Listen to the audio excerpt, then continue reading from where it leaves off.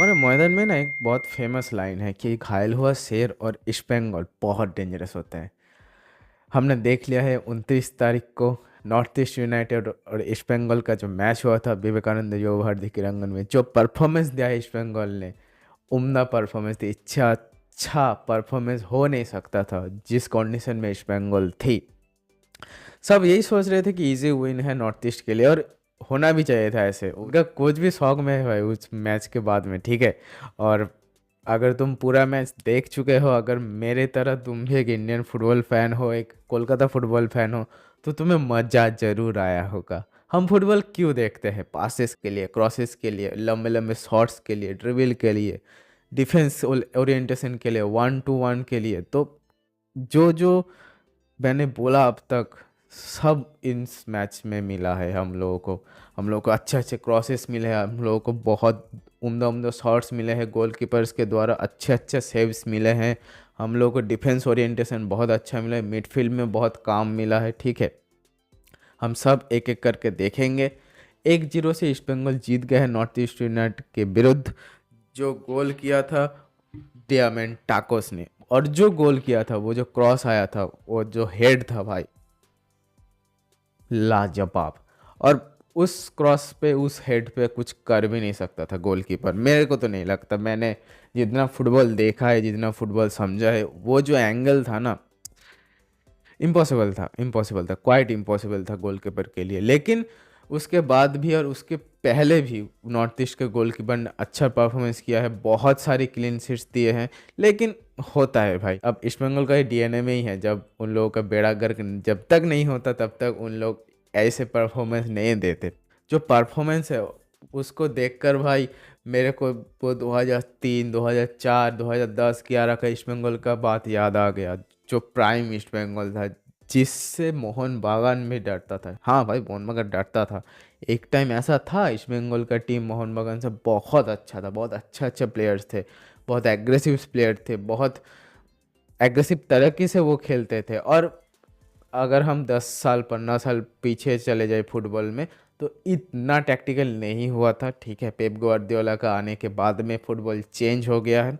लेकिन पहले individual brilliance होता था, डिफेंस में भी बहुत कम रेड कार्ड येलो कार्ड दिया जाते थे, बहुत क्लैशेस होते थे, ईगो क्लैशेस होते थे, अपना प्लेयर्स में आपस में अनबन हो जाता था।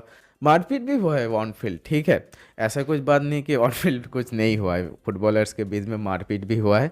लेकिन अब इतना टैक्टिक है, इतना मतलब प्लेयर को बाद के रखा हुआ है, क्या कर लेगा प्लेयर? थोड़ा सा भी पाव मार दे तो फाउल दे देता है, थोड़ा सा पीछे से आकर टैकल कर दे तो येलो कार्ड दे देता है। क्या करेगा? वो जो ब्रिलियंस था, वो जो ब्यूटीफुलनेस था फुटबॉल का, वो धीरे धीरे ख़त्म होने वाला है। अगर हम आगे के 10 साल 15 साल बाद में जाकर फुटबॉल देखें, तो मज़ा नहीं आएगा, वैसा मज़ा नहीं आएगा। हम लोग के जो बचपन से हम लोग जो फुटबॉल देख के बड़े हुए हैं, हम लोग को पिछले जनरेशन जो फुटबॉल देख के बड़े हुए हैं, हम लोग के बड़े जो सीनियर्स हैं, वो लोग जिन जिन फुटबॉल देख के बड़े हुए हैं, अब जब फुटबॉल वो लोग देखते हैं, मेरे पापा भी यही कहता है भाई, अब फुटबॉल में वो बात नहीं रहे। और सच में वो बात नहीं रही। इतना टैक्टिक आ गया, इतना फॉर्मेशंस आ गए, प्लेयर्स को मौका ही नहीं मिलता अपने खुद को टैलेंट को उभरने का, ठीक है। ईस्ट बंगाल ने बहुत अच्छा परफॉर्मेंस किया है, बहुत उम्दा। इसी तरह से अगर उनका ये चलता रहा तो ठीक है, 4 में तो नहीं आएगा, लेकिन 5-6 पे वो ख़त्म कर सकते हैं, जो उन लोगों के लिए बहुत अच्छा होगा। मेंटली बूस्ट मिलेगा, टीम में स्टेबिलिटी आएगा, प्लेयर्स में कोऑर्डिनेशन बढ़ेगा, कोच के साथ प्लेयर्स का रिलेशन अच्छा होगा। तो hope for the best guys. Brilliant performance by East Bengal, brilliant defence, brilliant attack, brilliant midfield, and not on the list brilliant goalkeeping by Prabhsukhan Gill. उस बंदे को ईस्ट बंगाल संभाल के रखो, वो बंदा एक ही काफ़ी है तुम लोगों को मैच जिताने के लिए। ऐसा ऐसा सेव करता है ना भाई, बहुत उम्दा, बहुत।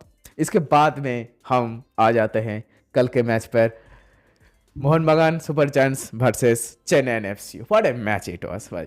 जो मैच हुआ था, जो टक्कर हुआ था भाई, बहुत अच्छा हुआ था। दोनों मैचेस ही बहुत अच्छे हुए हैं। मोहन बागान का फॉर्मेशन था 4-2-3-1, जो जोसे मोलिना का क्लासिक फॉर्मेशन है।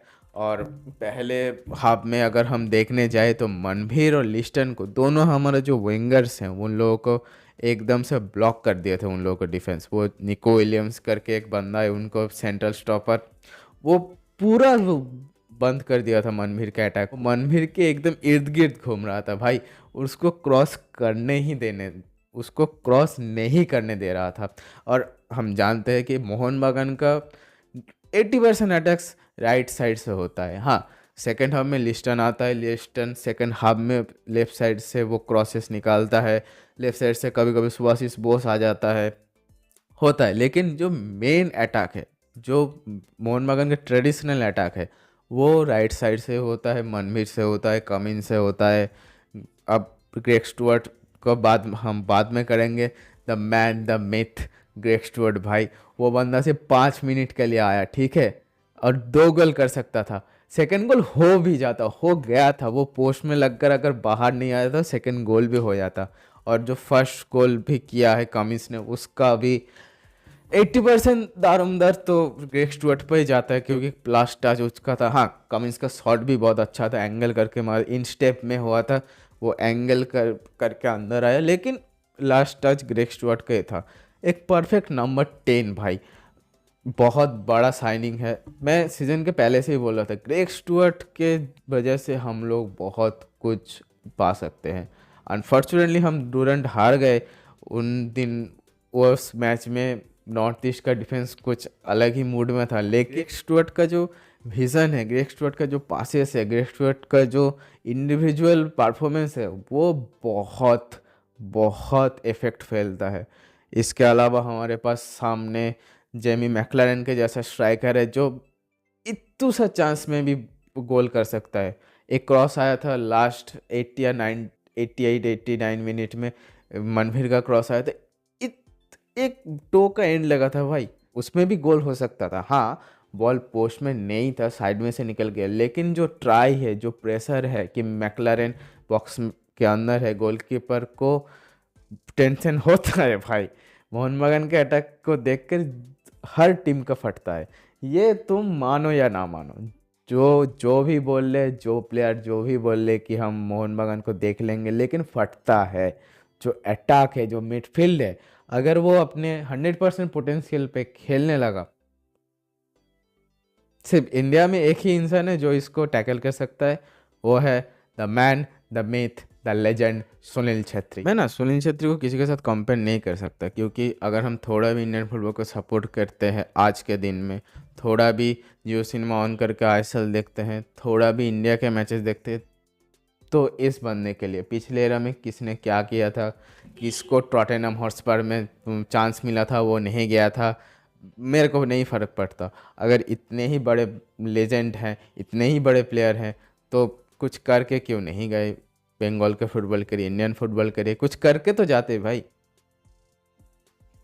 किसको सेल्टिक्स में मिला है वो भी मेरे को फ़र्क नहीं पड़ता। अगर तुम तुम्हारे देश के फुटबॉल को नहीं उठा सकते हो तो भाड़ में जाओ, मैं तुमको लेजेंड नहीं मानूंगा, तुम जो करना है कर लो। हाँ, मेरे को पता है कि गाली पड़ेगी कमेंट सेक्शन में, अगर इस तक किसी ने पहुंच लिया, इस तक किसी ने देख लिया यहाँ तक, मेरे को कुछ फ़र्क नहीं पड़ता भाई। अगर तुम्हारी कंट्रीब्यूशन नहीं है तुम्हारे देश के फुटबॉल के लिए, मैं नहीं मानूंगा। हाँ, 1950 में हुआ होगा, तुम लोगों ने एशियन चैम्पियनशिप किया, लेकिन जो डिसीजन लिया था वो फीफा वर्ल्ड कप ना खेलने का,